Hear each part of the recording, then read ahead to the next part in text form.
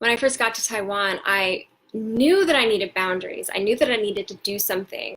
And I didn't know how to do that at the time. So what I did is one night I was like riled up. I was like, okay, no more of this. And I had this really, really sacred no come through. And the no that came through for me was no more giving my power away. No more allowing myself to be victimized and manipulated by the energies of the men in my life.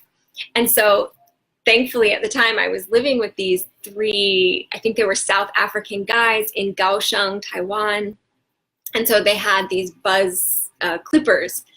And I remember one night, it was late at night. I remember it was a full moon and I was feeling all this heat, like this fire, I was feeling all of this heat in me. And I was like, no more, no.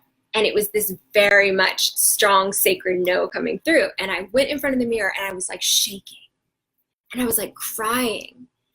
And I took the buzzers and I took them to my hair. My hair was probably about this length actually at the time. And I took the buzzers and I began to just buzz my head, crying and shaking. And what I was trying to do, I realize now when I think back on the stories, I was trying to create a boundary. And that was definitely my first dive into boundaries. However misguided it was, and however much it didn't actually work at the time, it was definitely an initiation.